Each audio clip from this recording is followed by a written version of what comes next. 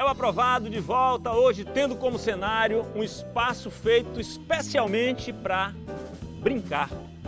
Aí eu aproveito para lembrar para os adultos que as crianças precisam de tempo para brincar. Brincar é importante para muita coisa, entre elas, para desenvolver a capacidade criativa do ser humano. Bom, a gente acompanha agora o professor Rodrigo Lopes, que foi até o bairro da Vila Canária para mostrar um pouco da vida e da arte de Éder Muniz, um grafiteiro famoso no mundo inteiro.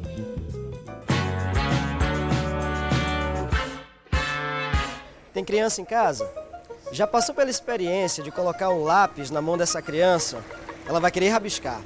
Já passou pela experiência de ter essa criança com um lápis na mão e uma parede branca e limpa na sua casa? Certamente essa parede também não vai ser mais limpa. Sabe por quê? Porque a necessidade da gente se expressar para além da palavra é inerente à nossa condição de seres humanos. A gente sempre fez isso. Desde a pré-história, quando o homem rabiscava a parede das cavernas com as pinturas rupestres, e depois com as civilizações antigas, egípcios, gregos, romanos, maias, todos fizeram isso, né? Hoje em dia, a gente chama isso de grafite. E é um movimento que teve grande repercussão no mundo inteiro a partir da segunda metade dos anos 80. A gente vai conhecer agora um cara daqui de Salvador, soteropolitano, daqui de Vila Canária, e que está ganhando o mundo inteiro através dessa arte. Éder Muniz, conhecido como Calangos. Tudo bem, Éder? E aí, Rodrigo, beleza? Como vai? Então, eu comecei pintando na casa de minha tia, né? Ela saiu, deixou em casa e quando voltou eu tinha pintado todas as paredes, ela pirou.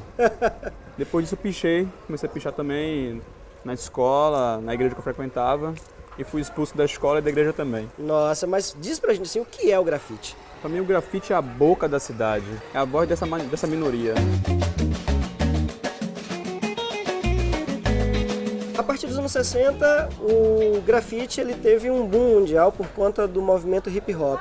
Nos anos 80, muito localizado nos Estados Unidos, nos guetos de Nova York, né? E teve expoentes grandiosos como Basquiat e o Harris. Como é que isso chegou para você aqui no Brasil? São Paulo, né, foi um grande polo do grafite no Brasil, né, disseminou o grafite no Brasil, mas ganhou identidade no Brasil, o grafite. O grafite parou de ser essa questão tão hip hop no Brasil e assumiu a questão cultural dos contos, as lendas de cada lugar.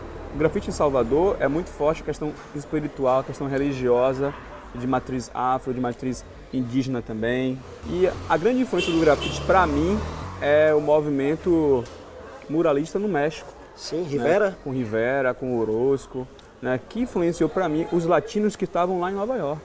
Então, para mim, esse é o link do grafite se fortalecer tanto em Nova York, por também ter tantos latinos também. Há uma grande associação do grafite com a população afro-latina, né? A partir dos Estados Unidos e até descendo aqui para o resto da América Latina. Tem algum contexto social que explica para a gente isso? Algum contexto político? Com certeza, essa é a contracultura, né? É coisa de compartilhar, deixar a arte democrática. É difícil a pessoa ter acesso aos museus e às galerias, né? Com grafite não, a arte está na rua, a arte conta a história daquele povo, a arte é aquele povo, né? A pessoa se identifica com o grafite, por isso o grafite é tão forte na sua essência, porque pô, você está aqui na rua, todo mundo está aqui passando pela rua e vê o grafite. Claro. Sabe, você não precisa ir até ele, ele faz parte do seu dia a dia, ele interage com você. Você é daqui de Vila Canária, né? E como é a interação da comunidade com o teu trabalho? Eu moro aqui, então eu tenho que abraçar o meu bairro, a minha comunidade. Então eu pinto em casa para favorecer eles também. É aquela ideia, você fala e não faz nada. O grafite não, o grafite é a atitude de fazer. Claro. Você pensa e você faz. Então eu acho que isso causa um movimento coletivo. Se eu venho aqui com todo o meu material e pinto a sua parede, por que você não vai limpar essa rua? Né? Então acaba gerando uma energia. Uma reação em cadeia, né? Em cadeia. Que a pessoa vai se preocupar com o meio onde ela vive.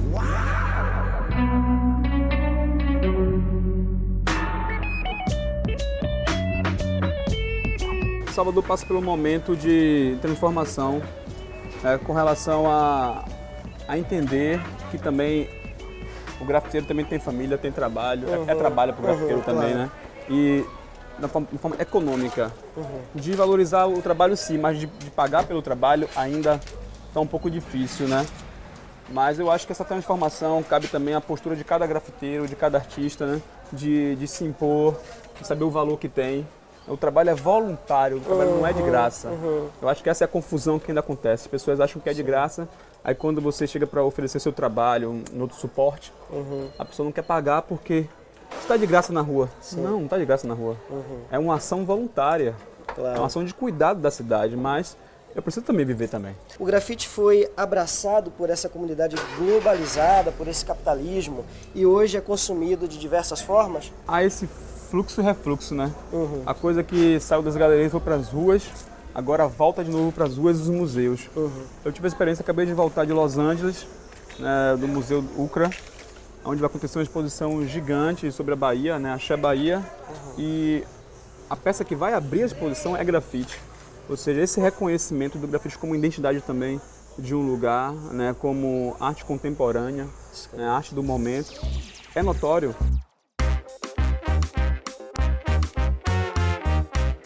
A gente está aqui chegando na sua rua, né? É o espaço onde você mora. É a minha galeria, na verdade.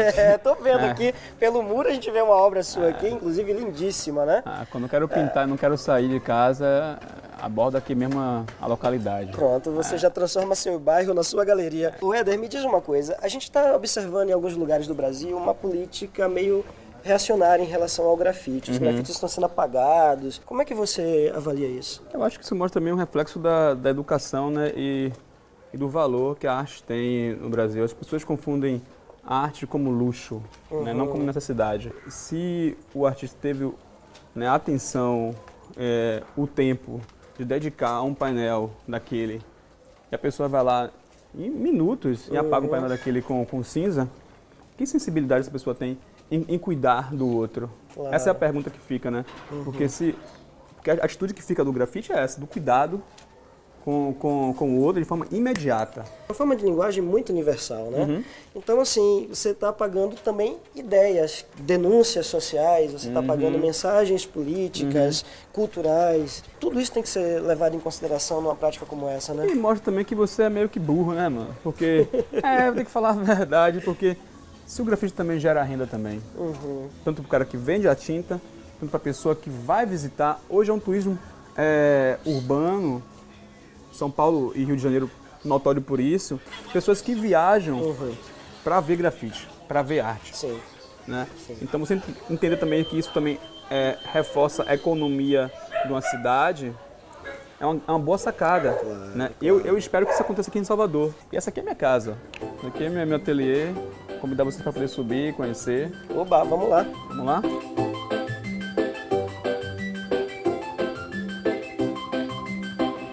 A gente tem uma outra realidade que você experimenta hoje, que é expor em galerias, né? É diferente de expor na rua.